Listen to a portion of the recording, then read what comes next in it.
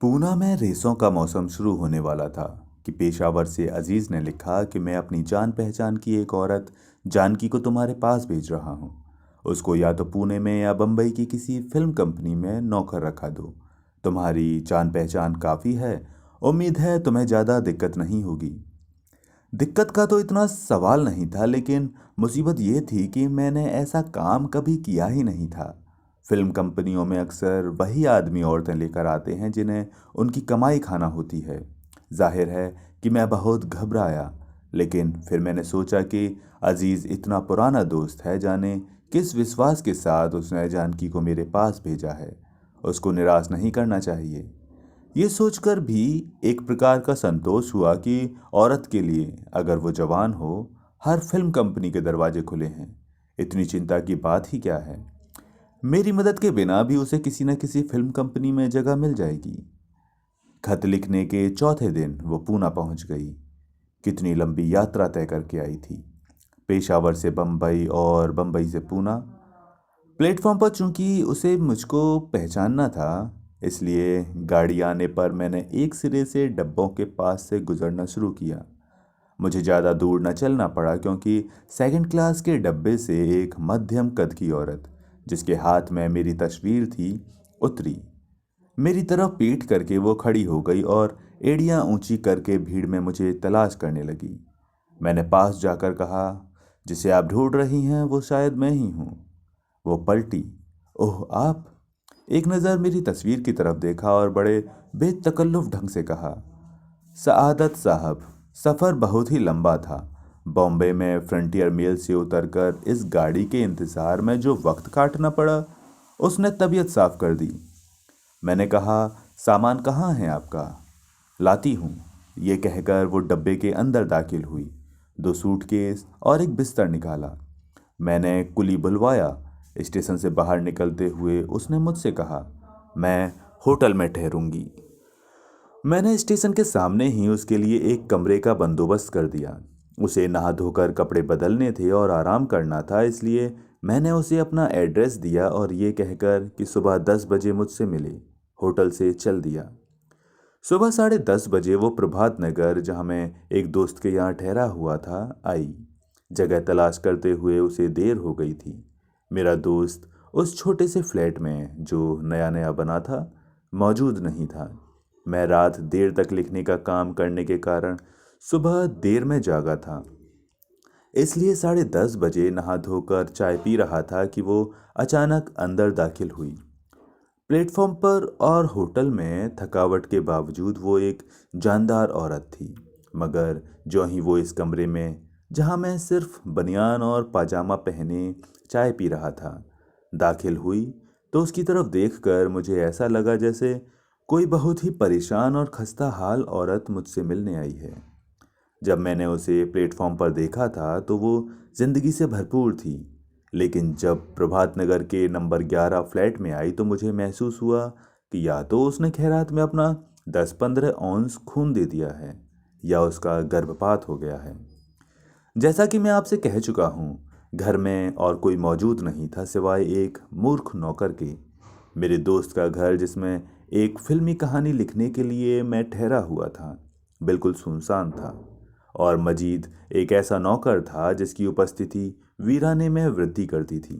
मैंने चाय की एक प्याली बनाकर जानकी को दी और कहा, होटल से तो आप नाश्ता करके आई होंगी, फिर भी शौक फरमाइए। उसने बेचैनी से अपने ओठ काटते हुए प्याली उठाई और चाय पीना शुरू की। उसकी दाहिनी टांग बड़े जोर से हिल रही थी। उसके ओठों की कपकपाहट से मुझे मालूम हुआ कि वो मुझसे कुछ कहना चाहती है, लेकिन हिचकिचाती है। मैंने सोचा शायद होटल में रात को किसी मुसाफिर ने उसे छेड़ा है। चुनाचे मैंने कहा, आपको कोई तकलीफ तो नहीं हुई होटल में?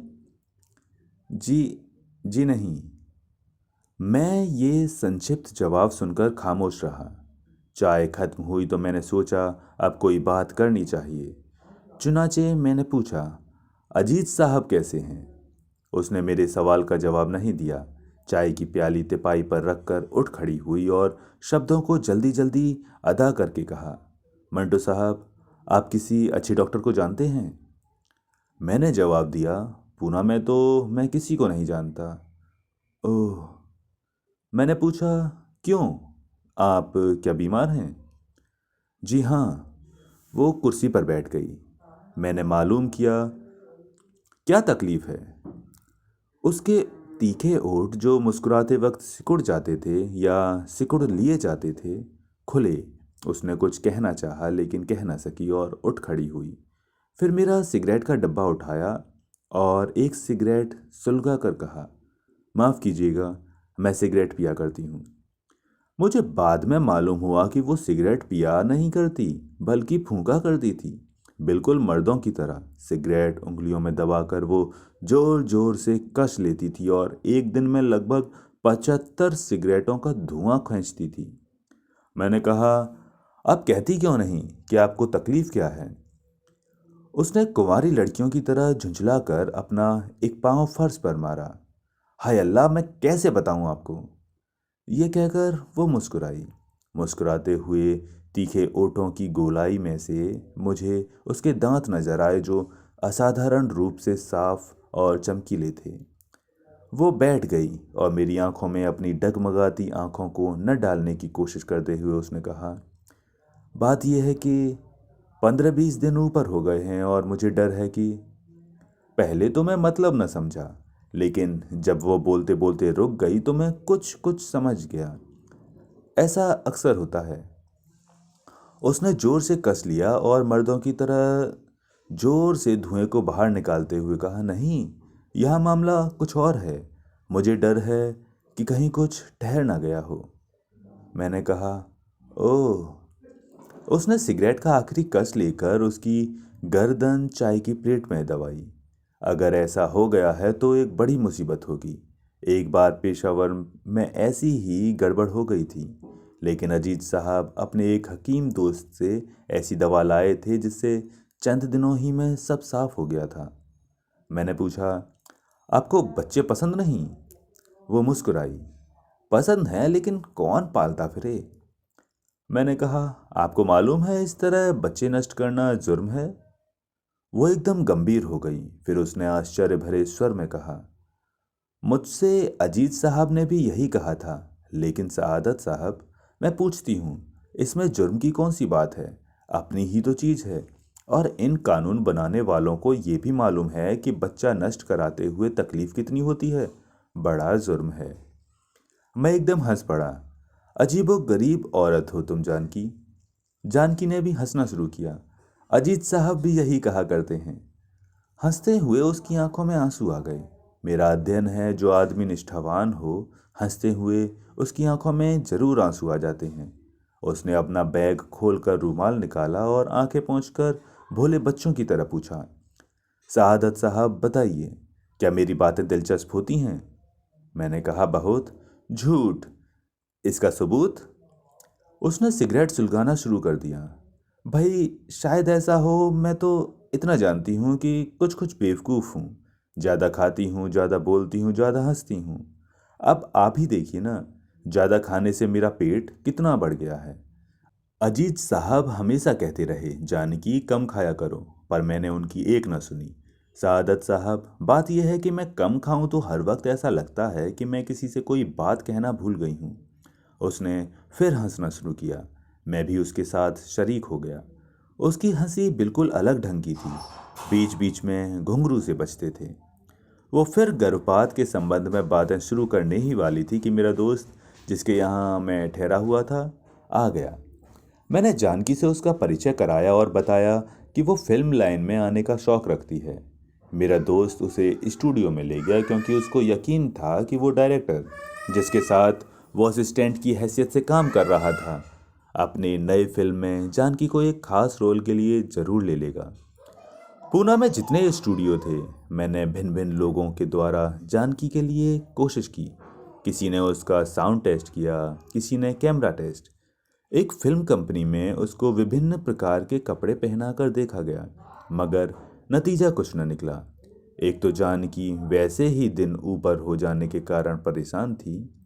4-5 दिन लगातार जब उसे विभिन्न फिल्म कंपनियों के उकता देने वाले वातावरण में निष्फल गुजारने पड़े तो वो और ज़्यादा परेशान हो गई।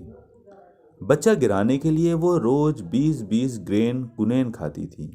इससे भी उसकी तबीयत पर भार सा रहता था। अजीत साहब के दिन पेशावर में उसके बिना कैसे गुजर रहे होंगे, इसके संबंध में भी उसको हर वक्त फिक्र रहती थी। पूना पहुंचते ही उसने एक तार भेजा था। उसके बाद वो बिना नागा हर रोज एक खत लिख रही थी। हर खत में ये ताकीद होती थी कि वो अपने स्वास्थ्य का ध्यान रखे और दवा नियमित रूप से पीते रहें। अजीत साहब को क्या बीमारी थी, इसका मुझे ज्ञान नहीं, लेकिन जानकी से मुझे इतना मालूम हुआ कि अजीत साहब को चूंकि उससे मोहब्बत है, इसलिए वो फौरन उसका कहना मान लेते हैं। घर में कई बार बीवी से उनका झगड़ा हुआ कि वो दवा नहीं पीते, लेकिन जानकी से इस मामले में उन्होंने कभी चूभी न की थी। शुरू शुरू में मेरा ख्याल था कि जानकी अजीज के संबंध में जो इतनी चिंतित रहती है, केवल बकवास है, बनावट है। लेकिन धीरे धीरे मैंने उसकी बेतकल्लुफ बातों से अनुभव किया कि उसे वास्तव में अजीज का ख्याल है। उसका जब भी खत आया, जानकी पढ़कर जरूर रोई। फिल्म कंपनियों के चक्कर का कोई नतीजा न निकला, लेकिन एक दिन जानकी को ये मालूम करके बहुत खुशी हुई कि उसका शक गलत निकला। दिन वास्तव में ऊपर हो गए थे, लेकिन वो बात जिसका उसे खटका था न थी। जानकी को पूना आए 20 दिन हो चले थे। अजीज को वो खत पर खत लिख रही थी। उसकी तरफ से भी लंबे लंबे मोहब्बत नामे आते थे। एक खत में अजीज ने मुझे लिखा था कि पूना में अगर जानकी के लिए कुछ नहीं होता तो मैं बॉम्बे में कोशिश करूं, क्योंकि वहां अनेक स्टूडियो हैं। बात उचित थी, मगर मैं सिनेरियो लिखने में संलग्न था, इसलिए जानकी के साथ मेरा बॉम्बे जाना बहुत मुश्किल था। लेकिन मैंने पूना से अपने दोस्त सईद को, जो एक फिल्म में हीरो का पार्ट कर रहा था, टेलीफोन किया। संयोगवश वो उस वक्त स्टूडियो में मौजूद नहीं था। ऑफिस में नारायण खड़ा था। उसे जब मालूम हुआ कि मैं पूना से बोल रहा हूँ, तो टेलीफोन ले लिया और जोर से चिल्लाया, hello Manto, Narayan speaking from this and. कहो क्या बात है। सईद इस वक्त स्टूडियो में नहीं है, घर में बैठा रजिया से आखिरी हिसाब किताब कर रहा है। मैंने पूछा, क्या मतलब?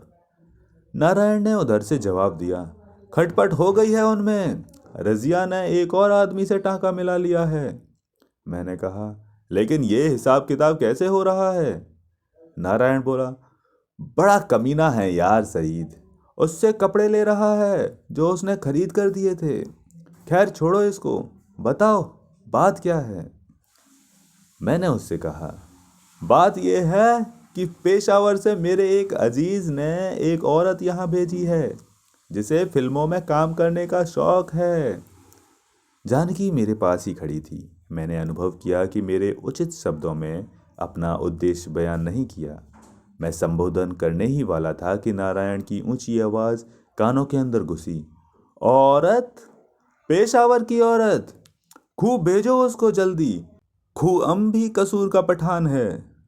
मैंने कहा, बकवास ना करो नारायण, सुनो, कल दक्कन क्वीन से मैं उन्हें बम्बे भेज रहा हूँ। सईद या तुम कोई भी उसे स्टेशन पर लेने के लिए आ जाना, कल दक्कन क्वीन से, याद रहे। नारायण की आवाज आई, पर हम उसे पहचानेंगे कैसे? मैंने जवाब दिया, वो खुद तुम्हें पहचान लेगी, लेकिन देखो, कोशिश करके उसे किसी न किसी जगह जरूर रखवा देना। 3 मिनट गुजर गए। मैंने टेलीफोन बंद किया और जानकी से कहा, कल दक्कन क्वीन से तुम बॉम्बे चली जाना। सईद और नारायण दोनों की तस्वीरें मैं दिखा देता हूँ। लंबे तगड़े खूबसूरत जवान हैं, तो मैं पहचानने में दिक्कत नहीं होगी। मैंने एल्बम में जानकी को सईद और नारायण के विभिन्न फोटो दिखाए। देर तक वो उन्हें देखती रही। मैंने नोट किया कि सईद का फोटो उसने ज़्यादा गौर से देखा। एल्बम एक तरफ रख कर मेरी आंखों में आंखें न डालते कि डगमगाती कोशिश करते हुए उसने मुझसे पूछा, दोनों कैसे आदमी हैं? क्या मतलब? मतलब ये कि दोनों कैसे आदमी हैं? मैंने सुना है कि फिल्मों में अक्सर आदमी बुरे होते हैं। उसके स्वर में एक टोह लेने वाली गंभीरता थी। मैंने कहा, ये तो ठीक है, लेकिन फिल्मों में नेक आदमियों की जरूरत कहाँ होती है? क्यों? दुनिया में 2 प्रकार के इंसान हैं, एक प्रकार उन लोगों की है जो अपने जख्मों से दर्द का अंदाज़ा करते हैं। दूसरी प्रकार उनकी है जो दूसरों के जख्म देखकर दर्द का अंदाज़ा करते हैं। तुम्हारा क्या ख्याल है, कौन सी प्रकार के लोग जख्म के दर्द और उसकी जलन को सही रूप से अनुभव करते हैं? उसने कुछ देर सोचने के बाद जवाब दिया, वो जिनके जख्म लगे होते हैं। मैंने कहा, बिल्कुल ठीक। फिल्मों में असल की अच्छी नकल वही उतार सकता है जिसे असल की जानकारी हो। नाकाम मोहब्बत में दिल कैसे टूटता है, ये नाकाम मोहब्बत ही अच्छी तरह बता सकता है। वो औरत जो 5 वक्त जाए नमाज बिछाकर नमाज पढ़ती है और इश्क व मोहब्बत को सुअर के बराबर समझती है, कैमरे के सामने किसी मर्द के साथ इजहार मोहब्बत क्या खाक करेगी? उसने फिर सोचा, इसका मतलब ये हुआ कि फिल्म लाइन में दाखिल होने से पहले औरत को सब चीज़ें जाननी चाहिए।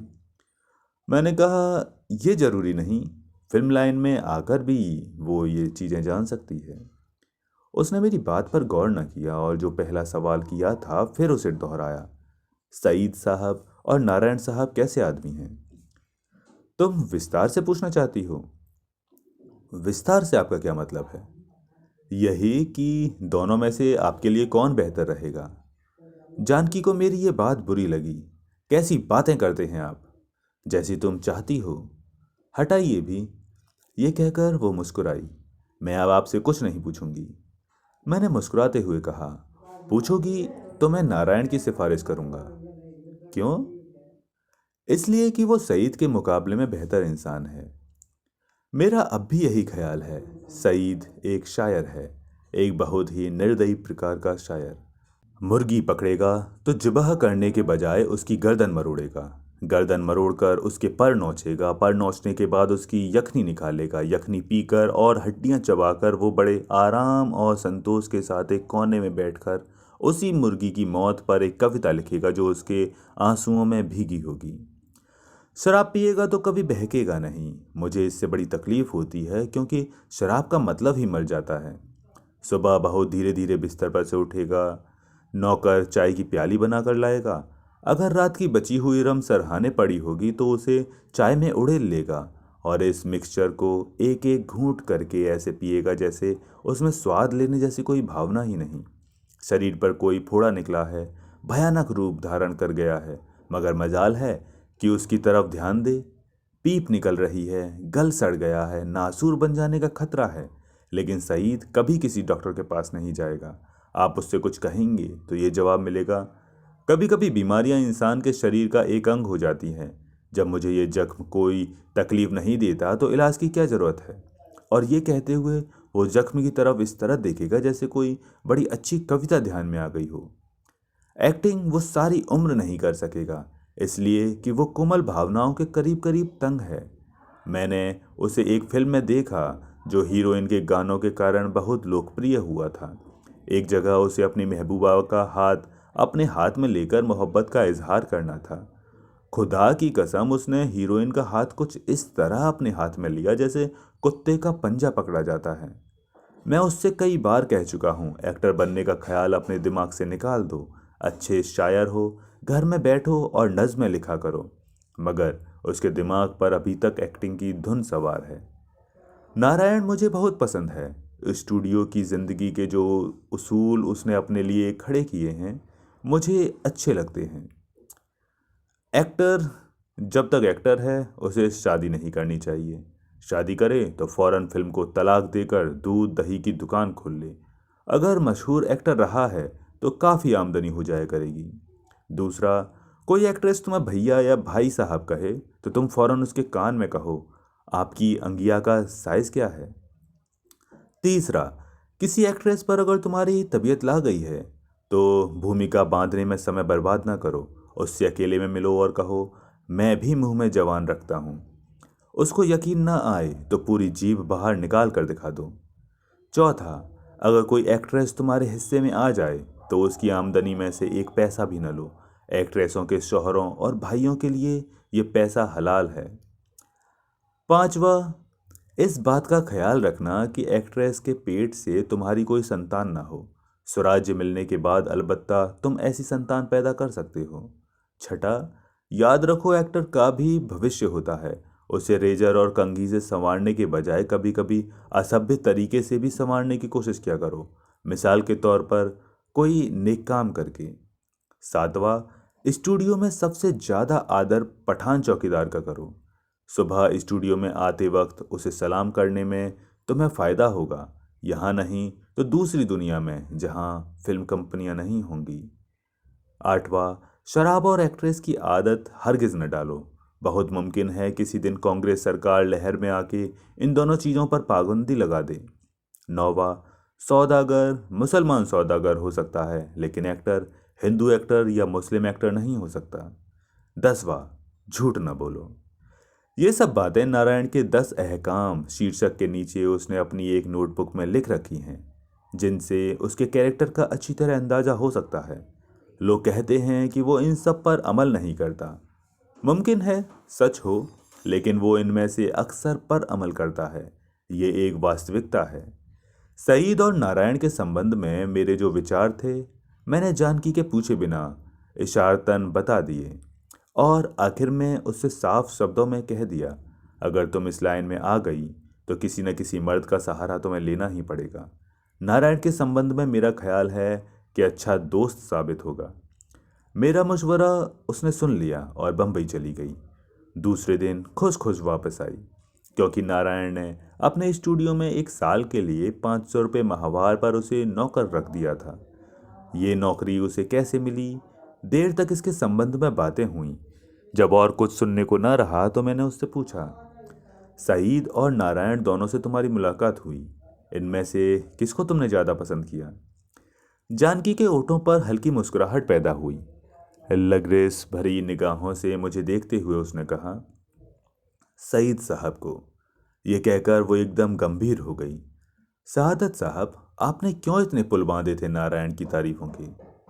मैंने पूछा, क्यों? बड़ा ही वाहियात आदमी है। शाम को बाहर कुर्सियां बिछाकर सईद साहब और वो शराब पीने के लिए बैठे तो बातों में मैंने उसको नारायण भैया कहा। अपना मुंह मेरे कान के पास लाकर उसने मुझसे पूछा, तुम्हारी अंगियां का क्या साइज है? भगवान जानता है, मेरे तन बदन में आग ही तो लग गई। कैसा लचर आदमी है। जानकी के माथे पर पसीना आ गया। मैं और जोर जोर से हंसने लगा। उसने तेजी से कहा, आप क्यों हंस रहे हैं? उसकी बेवकूफ़ी पर। यह कहकर मैंने हंसना बंद कर दिया। थोड़ी देर नारायण को बुरा भला कहने के बाद जानकी ने अजीज के संबंध में चिंतित स्वर में बातें शुरू कर दी। कई दिनों से उसका खत नहीं आया था, इसलिए तरह तरह के ख्याल उसे सता रहे थे। कहीं उन्हें फिर जुकाम ना हो गया हो, अंधाधुंध साइकिल चलाते हैं, कहीं कोई दुर्घटना ही ना हो गई हो, पूना ही ना आ रहे हों, क्योंकि जानकी को रुखसत करते वक्त उन्होंने कहा था, एक दिन मैं चुपचाप तुम्हारे पास चला आऊँगा। बातें करने के बाद जब उसकी चिंता कुछ कम हुई तो उसने अजीज की तारीफें शुरू कर दी। घर में बच्चों का बहुत ख्याल रखते हैं, हर रोज़ सुबह उनको कसरत कराते हैं और नहला धुलाकर स्कूल छोड़ने जाते हैं। बीवी बिल्कुल फूहड़ है, इसलिए रिश्तेदारों से सारा रख रखाव खुद उन्हें ही करना पड़ता है। एक बार जानकी को टाइफाइड हो गया था तो 20 दिन तक लगातार नर्सों की तरह उसकी तीमारदारी करते रहे, वगैरह वगैरह। दूसरे दिन उचित और योग्य शब्दों में मेरा शुक्रिया अदा करने के बाद वो बम्बई चली गई, जहां उसके लिए एक नई और चमकीली दुनिया के दरवाजे खुल गए थे। पूना में मुझे लगभग 2 महीने कहानी का सिनेरियो तैयार करने में लग गए। अपना मेहनताना वसूल करके मैं बम्बई का रुख किया, जहां मुझे एक नया कॉन्ट्रैक्ट मिल रहा था। मैं सुबह 5 बजे के करीब अंधेरी पहुंचा, जहां एक मामूली बंगले में सईद और नारायण दोनों इकट्ठे रहते थे। बरामदे में दाखिल हुआ तो दरवाज़ा बंद पाया। मैंने सोचा सो रहे होंगे, तकलीफ नहीं देना चाहिए। पिछली तरफ एक दरवाज़ा है जो नौकर के लिए अक्सर खुला रहता है। मैं उसमें से अंदर दाखिल हुआ। बावर्ची खाना और साथ वाला कमरा जिसमें खाना खाया जाता है, सदैव की भांति बहुत ही गंदा था। सामने वाला कमरा मेहमानों के लिए था। मैंने उसका दरवाज़ा खोला और अंदर दाखिल हुआ। कमरे में 2 पलंग थे। एक पर सईद और उसके साथ कोई और लिहाफ ओढ़े सो रहा था। मुझे सख्त नींद आ रही थी। दूसरे पलंग पर मैं कपड़े उतारे बगैर लेट गया। पायती पर कंबल पड़ा था, वो मैंने टांगों पर डाल लिया। सोने का इरादा ही कर ही रहा था कि सईद के पीछे से एक चूड़ियों वाला बाजू निकला और पलंग के पास रखी हुई कुर्सी को तरफ बढ़ने लगा। कुर्सी पर लट्ठे की सफेद सलवार लटक रही थी। मैं उठकर बैठ गया। सईद के साथ जानकी लेटी थी। मैंने कुर्सी पर से सलवार उठाई और उसकी तरफ फेंक दी। नारायण के कमरे में जाकर मैंने उसे जगाया। रात के 2 बजे उसकी शूटिंग खत्म हुई। मुझे अफसोस हुआ कि व्यर्थ में उस गरीब को जगाया, लेकिन वो मुझसे बातें करना चाहता था, किसी खास विषय पर नहीं। मुझे अचानक देखकर उसी के शब्दों में वो कुछ बेहुदा बकवास करना चाहता था। चुनाचे सुबह 9 बजे तक हम बेहुदा बकवास करते रहे, जिसमें बार बार जानकी का भी जिक्र आया। जब मैंने अंगिया वाली बात छेड़ी तो नारायण बहुत हंसा। हंसते हंसते उसने कहा, सबसे मज़ेदार बात तो ये है कि जब मैंने उसके कान में मुंह ले जाकर पूछा, तुम्हारी अंगिया का क्या साइज है, तो उसने बता दिया, कहा 24। उसके बाद अचानक उसे मेरे सवाल की बेहूदगी का ख्याल आया और मुझसे कोसना शुरू किया। बिल्कुल बच्ची है। अब जब कभी मुझसे मुठभेड़ होती है तो सीने पर दुपट्टा सरका लेती है, लेकिन मंटो बड़ी वफादार औरत है। मैंने पूछा, ये तुमने कैसे जाना? नारायण मुस्कुराया, औरत जो एक बिल्कुल अजनबी आदमी को अपनी अंगिया का सही साइज बता दे, धोखेबाज हरगिज नहीं हो सकती। अजीबो गरीब मतिक थी, लेकिन नारायण ने मुझे बड़ी गंभीरता से विश्वास दिलाया कि जानकी बड़ी निष्ठावान औरत है। उसने कहा, मंटो तुम्हें मालूम नहीं सईद की ये कितनी सेवा कर रही है। ऐसे इंसान की खबर गिरी जो परले दर्जे का बेपरवाह हो, आसान काम नहीं। लेकिन ये मैं जानता हूँ कि जानकी इस मुश्किल काम को बड़ी आसानी से कर रही है। औरत होने के साथ साथ वो एक निष्ठावान और ईमानदार आया भी है। सुबह उठकर उसे घर जात को जगाने में आधा घंटा नष्ट करती है। उसके दांत साफ कराती है, कपड़े पहनाती है, नाश्ता कराती है, और रात को जब वो रम पीकर बिस्तर पर लेटता है तो सब दरवाजे बंद करके उसके साथ लेट जाती है। और जब स्टूडियो में किसी से मिलती है तो सिर्फ सईद की बातें करती है। सईद साहब बड़े अच्छे आदमी हैं, सईद साहब बहुत अच्छा गाते हैं, सईद साहब का वजन बढ़ गया है, सईद साहब का पुलोवर हो गया है, सईद साहब के लिए पेशावर से पीठोहारी सैंडल मंगवाई है, सईद साहब के सर में आज हल्का हल्का दर्द है, एस्प्रो लिए जा रही हूँ, सईद साहब ने आज मुझ पर एक शेर कहा, और जब वो मुझसे मुठभेड़ होती है तो अंगिया वाली बात याद करके त्योरी चढ़ा लेती है। मैं लगभग 10 दिन सईद और नारायण का मेहमान रहा। इस दौरान मैं सईद ने जानकी के संबंध में मुझसे कोई बात न की, शायद इसलिए कि उसका मामला काफ़ी पुराना हो चुका था। जानकी से अलबत्ता काफ़ी बातें हुई। वो सईद से बहुत खुश थी, लेकिन उसे उसकी बेपरवाह तबीयत से बड़ी शिकायत थी। सादत साहब अपनी सेहत का बिल्कुल ख्याल नहीं रखते, बहुत बेपरवाह हैं। हर वक्त सोचना जो हुआ, इसलिए किसी बात का ख्याल ही नहीं रहता। आप हंसेंगे, लेकिन मुझे हर रोज उनसे पूछना पड़ता है कि क्या आप संडास गए थे या नहीं। नारायण ने मुझसे जो कुछ कहा था ठीक निकला। जानकी हर वक्त सईद की खबरगिरी में संलग्न रहती थी। मैं 10 दिन अंधेरी के बंगले में रहा। इन 10 दिनों में जानकी की निर्लोभ सेवा का मुझ पर बहुत असर पड़ा, लेकिन ये विचार बार बार आता रहा कि अजीज का क्या हुआ। जानकी को उसका भी तो बहुत ख्याल रहता था। क्या सईद को पाकर वो उसको भूल चुकी थी? मैंने इस सवाल का जवाब जानकी ही से पूछ लिया होता अगर मैं कुछ दिन और वहां ठहरता। जिस कंपनी से मेरा कॉन्ट्रैक्ट होने वाला था उसके मालिक से मेरी किसी बात पर चक हो गई और मैं मानसिक असंतोष दूर करने के लिए पूना चला गया। 2 ही दिन गुजरे होंगे कि बम्बई से अजीज का तार आया कि मैं आ रहा हूँ।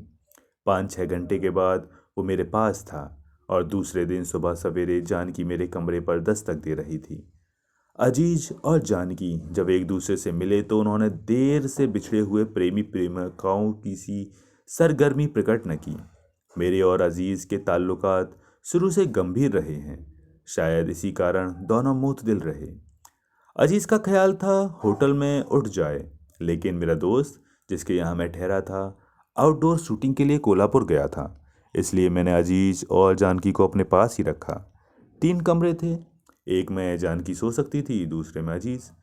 यूं तो मुझे उन दोनों को एक ही कमरा देना चाहिए था, लेकिन अजीज से मेरी इतनी बेतकल्लुफी नहीं थी। इसके अलावा उसने जानकी से अपने संबंध को मुझ पर प्रकट भी नहीं किया था। रात को दोनों सिनेमा देखने चले गए। मैं साथ न गया इसलिए कि मैं फिल्म के लिए नई कहानी शुरू करना चाहता था। 2 बजे तक मैं जागता रहा, उसके बाद सो गया। एक चाबी मैंने अजीज को दे दी थी, इसलिए मुझे उनकी तरफ से इत्मीनान था। रात को मैं चाहे बहुत देर तक काम करूं, 3:30 और 4 बजे के बीच एक बार जरूर जागता हूं और उठकर पानी पीता हूं। आदत के अनुसार इस रात को भी मैं पानी पीने के लिए उठा। संयोग से जो कमरा मेरा था, यानी जिसमें मैंने अपना बिस्तर जमाया हुआ था, अजीज के पास था और उसमें मेरी सुराही पड़ी थी। अगर मुझे बड़ी प्यास न लगी होती तो अजीज को तकलीफ न देता, लेकिन अधिक विस्की पीने के कारण मेरा कंठ बिल्कुल सूख गया था, इसलिए मुझे दस्तक देनी ही पड़ी। थोड़ी देर के बाद दरवाज़ा खुला। जानकी ने आंखें मलते मलते दरवाज़ा खोला और कहा, सईद साहब। और जब मुझे देखा तो एक हल्की सी ओह उसके मुंह से निकल गई। अंदर पलंग पर अजीज सो रहा था। मैं बेइख्तियार मुस्कुरा दिया। जानकी भी मुस्कुराई और उसके तीखे होंठ एक कोने में सिकुड़ गए। मैंने पानी की सुराही ली और चला गया। सुबह उठा तो कमरे में धुआं भरा था। बावर्ची खाने में जाकर देखा तो जानकी कागज जलाकर अजीज के नहाने के लिए पानी गर्म कर रही थी। आंखों से पानी बह रहा था। मुझे देखकर मुस्कुराई और अंगीठी में फूंके मारते हुए कहने लगी, अजीज साहब ठंडा पानी से नहाएं तो उन्हें जुकाम हो जाता है। मैं नहीं थी पेशावर, मैं तो 1 महीना बीमार रहे, और रहते भी क्यों नहीं जब दवा पीनी ही छोड़ दी थी। आपने देखा नहीं कितने दुबले हो गए हैं। और अजीज नहा धोकर जब किसी काम से बाहर गया तो जानकी ने मुझसे सईद के नाम तार लिखने के लिए कहा। मुझे कल यहाँ पहुँचते ही उन्हें तार भेजना चाहिए था। कितनी गलती हुई मुझसे, उन्हें बहुत बेचैनी ही रही होगी।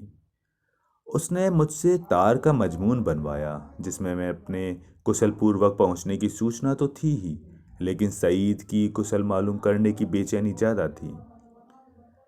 इंजेक्शन लगवाने की ताकीद भी थी।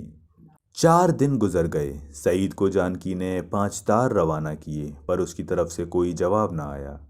बम्बई जाने का इरादा कर रही थी कि अचानक शाम को अजीज की तबीयत खराब हो गई। मुझसे सईद के नाम एक और तार लिखवाकर वो सारी रात अजीज की देखभाल में संलग्न रही। मामूली बुखार था, लेकिन जानकी बेहद परेशान थी।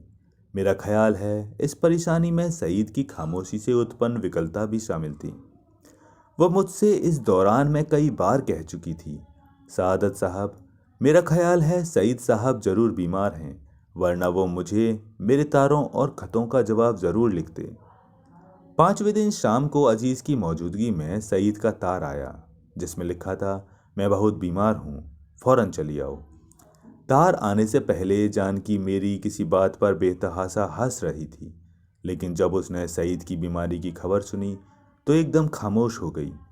अजीज को ये खामोशी बहुत बुरी लगी, क्योंकि जब उसने जानकी को संबोधित किया तो उसके स्वर में तीव्रता थी। से उठकर चला गया। शाम को जब वापस आया तो जानकी और अजीज कुछ इस तरह अलग अलग बैठे थे जैसे उनमें काफी झगड़ा हो चुका है। जानकी के गालों पर आंसुओं का मैल था। जब मैं कमरे में दाखिल हुआ तो इधर उधर की बातों के बाद जानकी ने अपना हैंडबैग उठाया और अजीज से कहा, मैं जाती हूँ, लेकिन बहुत जल्द वापस आ जाऊंगी। फिर मुझसे संबोधित हुई, सादत साहब, इनका ख्याल रखिएगा, अभी तक बुखार दूर नहीं हुआ है। मैं स्टेशन तक उसके साथ गया। ब्लैक मार्केट से टिकट खरीदकर उसे गाड़ी में बिठाया और घर चला आया। अजीज का हल्का हल्का बुखार था। हम दोनों देर तक बातें करते रहे, लेकिन जानकी का जिक्र न आया। तीसरे दिन सुबह 5:30 बजे के करीब मुझे बाहर का दरवाज़ा खुलने की आवाज़ आई। उसके बाद जानकी की। जल्दी जल्दी शब्दों को ऊपर नीचे करती हुई वो अजीज से पूछ रही थी कि उसकी तबीयत अब कैसी है और उसकी अनुपस्थिति में उसने नियमित रूप से दवा पी थी या नहीं। अजीज की आवाज़ मेरे कानों तक ना पहुंची, लेकिन आधे घंटे के बाद, जबकि नींद से मेरी आंखें मूंद रही थीं, अजीज की रुष्टता भरी बातों का दबा दबा शोर सुनाई दिया। समझ में तो कुछ ना आया, लेकिन इतना पता चल गया कि वो जानकी से अपनी अप्रसन्नता प्रकट कर रहा है। सुबह 10 बजे अजीज ने ठंडे पानी से स्नान किया और जानकी का गर्म किया हुआ पानी वैसे ही गुसल खाने में पड़ा रहा। जब मैंने जानकी से इस बात का जिक्र किया तो उसकी आंखों में आंसू आ गए। नहा धोकर अजीज बाहर चला गया। जानकी कमरे में पलंग पर लेटी रही। तीसरे पहर 3 बजे के करीब जब मैं उसके पास गया तो मालूम हुआ कि उसे बहुत तेज बुखार है। डॉक्टर बुलाने के लिए बाहर निकला तो अजीज टांगे में अपना सामान रखवा रहा था। मैंने पूछा, कहाँ जा रहे हो? तो उसने मुझसे हाथ मिलाया और कहा, बम्बई, इंशाअल्लाह फिर मुलाकात होगी। यह कहकर वो इक्के में बैठा और चला गया। मुझे ये बताने का मौका ही न मिला कि जानकी को बहुत तेज बुखार है। डॉक्टर ने जानकी को अच्छी तरह देखा और मुझे बताया कि उसे ब्रोंकाइटिस है। अगर ध्यान न दिया गया तो निमोनिया होने का भय है। डॉक्टर दवा लिख कर चला गया तो जानकी ने अजीज के बारे में पूछा। पहले तो मैंने सोचा उसे न बताऊं, लेकिन छुपाने से कोई फायदा नहीं था, इसलिए मैंने कह दिया कि वो चला गया है। ये सुनकर उसे बहुत दुख हुआ। देर तक वो तकिए में सिर देकर रोती रही। दूसरे दिन सुबह 11 बजे के करीब, जबकि जानकी का बुखार 1 डिग्री हल्का था और तबीयत भी कुछ ठीक थी, बम्बई से सईद का तार आया जिसमें बड़े कड़े शब्दों में लिखा था, याद रहे तुमने अपना वादा पूरा नहीं किया। मैं बहुत मना करता रहा, लेकिन वो तेज बुखार में ही पूना एक्सप्रेस से बम्बई रवाना हो गई। 5-6 दिन के बाद नारायण का तार आया, एक जरूरी काम है, फौरन बम्बई चले आओ। मेरा ख्याल था किसी प्रोड्यूसर से उसने मेरे कॉन्ट्रैक्ट की बात की होगी, लेकिन बम्बई पहुंचकर मालूम हुआ कि जानकी की हालत बहुत नाजुक है। ब्रोंकाइटिस बिगड़कर निमोनिया में बदल गया है। इसके अलावा जब वो पूना से बम्बई पहुंची थी तो अंधेरी जाने के लिए चलती हुई ट्रेन में चढ़ने की कोशिश करते हुए गिर पड़ी थी, जिसके कारण उसकी दोनों रानें बहुत बुरी तरह छिल गई थीं। जानकी ने इस शारीरिक कष्ट को बड़ी बहादुरी के साथ सहन किया, लेकिन जब वो अंधेरी पहुंची और सईद ने उसके बंधे हुए सामान की तरफ इशारा करके कहा, मेहरबानी करके यहाँ से चली जाओ, तो उसे बहुत दुख हुआ। नारायण ने मुझे बताया, सईद के मुंह से ये बर्फ जैसे ठंडे शब्द सुनकर वो एक क्षण के लिए बिल्कुल पत्थर हो गई। मेरा ख्याल है उसने थोड़ी देर के बाद ये जरूर सोचा होगा कि मैं गाड़ी के नीचे आकर क्यों ना मर गई। सआदत, तुम कुछ भी कहो, मगर सईद औरतों के साथ जैसा व्यवहार करता है बहुत ही नामर्दाना है। बेचारी को बुखार था, चलती रेल से गिर पड़ी थी और वो भी उसी खरजात के पास जल्दी पहुंचने के लिए, लेकिन उसने इन बातों का ख्याल ही न किया और एक बार फिर उससे कहा कि मेहरबानी करके यहाँ से चली जाओ। उसके स्वर में मंटो कोई भावना न थी, बस ऐसा था जैसे किसी टाइप मशीन से एक लाइन ढलकर निकल आए। मुझे बहुत दुख हुआ, चुनाचे मैं वहाँ से उठकर चला गया। शाम को जब वापस आया तो जानकी मौजूद नहीं थी, लेकिन सईद पलंग पर बैठा रम का गिलास सामने रखे एक कविता लिखने में संलग्न था। मैंने उससे कोई बात न की और अपने कमरे में चला गया। दूसरे दिन स्टूडियो से मालूम हुआ कि जानकी एक एक्स्ट्रा लड़की के घर खतरनाक हालत में पड़ी है। मैंने स्टूडियो के मालिक से बात की और उसे अस्पताल पहुंचा दिया। कल से वहीं है, बताओ अब क्या किया जाए। मैं तो उसे देखने जा नहीं सकता, इसलिए कि वो मुझसे नफरत करती है। तुम जाओ और देख कर आओ किस हालत में है। मैं अस्पताल गया तो उसने सबसे पहले अजीज और सईद के संबंध में पूछा। जो व्यवहार इन दोनों ने उसके साथ किया था, उसके बाद उसकी निष्ठा से ओतप्रोत प्रश्न ने मुझे बहुत प्रभावित किया। उसकी हालत नाजुक थी। डॉक्टर ने मुझे बताया कि उसके दोनों फेफड़ों पर वर्म है और जान का खतरा है, लेकिन मुझे आश्चर्य है कि जानकी इतना बड़ा कष्ट मर्दाना वार सहन कर रही थी। अस्पताल से लौटा और स्टूडियो में नारायण को तलाश किया तो मालूम हुआ कि वो सुबह ही से कहीं गायब है। शाम को जब वो वापस घर आया तो उसने मुझे 3 छोटी छोटी शीशियां दिखाईं जिनका मुंह रबड़ से बंद था। जानते हो ये क्या है? मैंने कहा, मालूम नहीं, इंजेक्शन से लगते हैं। नारायण मुस्कुराया, इंजेक्शन ही हैं, लेकिन पेंसिलिन के। मुझे सख्त हैरत हुई, क्योंकि पेंसिलिन उस वक्त बहुत ही कम प्रमाण में तैयार होती थी। अमेरिका और इंग्लिस्तान में जितनी बनती थी, थोड़ी थोड़ी मिलिट्री अस्पतालों में बांट दी जाती थी। चुनाचे मैंने नारायण से पूछा, ये तो बहुत नायाब चीज़ है, तुम्हें कैसे मिल गई? उसने मुस्कुरा कर जवाब दिया, बचपन में घर की तिजोरी खोलकर रुपए चुराना मेरे बाएं हाथ का काम था। आज दाएं हाथ से मिलिट्री अस्पताल का रेफ्रिजरेटर खोलकर मैंने ये 3 बल्ब चुराए हैं। चलो जल्दी करो, जानकी को अस्पताल से होटल में ले चलें। टैक्सी लेकर मैं अस्पताल गया और जानकी को उस होटल में ले गया जिसमें नारायण 2 कमरों का पहले ही से प्रबंध कर चुका था। जानकी ने कई बार मुझसे कमजोर आवाज में पूछा कि मैं उसे होटल में क्यों लाया हूं। हर बार मैंने यही जवाब दिया, तुम्हें मालूम हो जाएगा। और जब उसे मालूम हुआ, यानी जब नारायण सिरिंज हाथ में लिए उसे टीका लगाने के लिए उसके कमरे में आया, तो उसने नफरत से एक तरफ मुंह फेर लिया और मुझसे कहा, सआदत साहब, इससे कहिए चला जाए यहां से। जानकी को क्रोध आ गया, निर्बलता के बावजूद उठकर बैठ गई। सआदत साहब, मैं जाती हूं यहां से, या आप इस हरामजादे को निकालिए बाहर। नारायण ने धक्का देकर उसे लिटा दिया और मुस्कुराते हुए कहा, यह हरामजादा तुम्हें इंजेक्शन लगाकर ही रहेगा, खबरदार जो तुमने आपत्ति की। यह कहकर उसने एक हाथ से मजबूती के साथ जानकी का बाजू पकड़ा। सिरिंज मुझे देकर उसने स्प्रिट में रुई भिगोई और उसका बाजू साफ किया।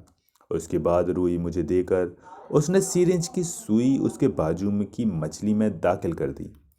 वो चीखी, लेकिन पेंसिलिन उसके शरीर में जा चुकी थी। जब नारायण ने जानकी का बाजू अपनी मजबूत पकड़ से छोड़ा, तो उसने रोना शुरू कर दिया। नारायण ने उसकी बिल्कुल परवाह न की और स्प्रिट लगाई हुई रुई वाला इंजेक्शन भाग पहुंचकर दूसरे कमरे में चला गया। पहला इंजेक्शन रात के 9 बजे दिया था, दूसरा 3 घंटे के बाद देना था। नारायण ने मुझे बताया कि यदि 3 के 3.5 घंटे हो गए तो पेंसिलिन का असर बिल्कुल गायब हो जाएगा, इसलिए वो जागता रहा। लगभग 11:30 बजे उसने स्टोव जलाया, सिरिंज उबाली और उसमें दवा भरी। जानकी खरखराहट भरे सांसें ले रही थी, आंखें बंद थीं।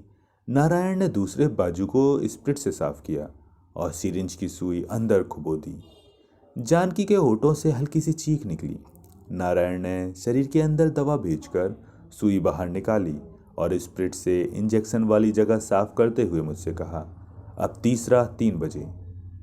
मुझे मालूम नहीं उसने तीसरा और चौथा इंजेक्शन कब दिया, लेकिन जब आँख खुली तो स्टोव जलने की आवाज़ आ रही थी और नारायण होटल के बहरे से बर्फ़ के लिए कह रहा था, क्योंकि उसे पेंसिलिन को ठंडा रखना था। 9 बजे 5वां इंजेक्शन देने के लिए जब हम दोनों जानकी के कमरे में गए तो वह आंखें खोले लेटी थी। उसने नफरत भरी निगाहों से नारायण की तरफ देखा, लेकिन मुंह से कुछ न कहा। नारायण मुस्कराया, क्यों जाने मन, क्या हाल है? जानकी खामोश रही। नारायण उसके पास खड़ा हो गया। ये इंजेक्शन जो मैं तुम्हें दे रहा हूँ, इश्क के इंजेक्शन नहीं, तुम्हारा निमोनिया दूर करने के इंजेक्शन हैं, जो मैंने मिलिट्री हॉस्पिटल से बड़ी सफाई के साथ चुराए हैं। लो, अब जरा उल्टी लेट जाओ और कूले पर से सलवार को जरा नीचे खिसका दो। कभी लिया है वहाँ इंजेक्शन? यह कहकर उसने जानकी के कूले पर एक जगह गोश्त के अंदर उंगली खुबोई। जानकी की आंखों में प्रभावित होने वाली नफरत पैदा हुई। जब उसने करवट बदली तो नारायण ने कहा, शाबाश। पूर्व इसके कि जानकी कोई आपत्ति करे, नारायण ने एक हाथ से उसकी सलवार नीचे खिसकाई और मुझसे कहा, स्प्रिट लगाओ। जानकी ने टांगे चलाना शुरू की तो नारायण ने कहा, जानकी टांगे वांगे मत चलाओ, मैं इंजेक्शन लगा कर रहूँगा। मतलब ये कि 5वां इंजेक्शन दे दिया गया। 15 और बाकी थे, जो नारायण को हर 3 घंटे के बाद देने थे, और ये 45 घंटे का काम था। 5 इंजेक्शनों से यद्यपि जानकी को प्रकट रूप से कोई खास फायदा नहीं पहुंचा था, लेकिन नारायण को पेंसिलिन के चमत्कार का विश्वास था और उसे पूरी उम्मीद थी कि वो बच जाएगी। हम दोनों बहुत देर तक इस नई दवा के संबंध में बातें करते रहे। 11 बजे के करीब नारायण का नौकर मेरे नाम एक तार लेकर आया जो पुणे से आया था। एक फिल्म कंपनी ने मुझे बुलाया था, इसलिए मुझे जाना पड़ा। 10-15 दिन के बाद मैं कंपनी ही के काम से बम्बई आया। काम खत्म करके जब मैं अंधेरी पहुंचा तो सईद से मालूम हुआ कि नारायण अभी तक होटल ही में है। होटल बहुत दूर शहर में था, इसलिए रात में वहीं अंधेरी में रहा। सुबह 8 बजे वहां पहुंचा तो नारायण के कमरे का दरवाज़ा खुला था। अंदर दाखिल हुआ तो कमरा खाली पाया। दूसरे का दरवाज़ा खोला तो एकदम आंखों के सामने कुछ हुआ। जानकी मुझे देखते ही लिहाफ के अंदर घुस गई और नारायण ने, जो उसके साथ लेटा था, मुझे वापस जाते देखकर कहा, आओ मंटो आओ। मैं हमेशा दरवाज़ा बंद करना भूल जाता हूँ। आओ यार, बैठो बैठो इस कुर्सी पर। लेकिन ये जरा जानकी की सलवार दे देना।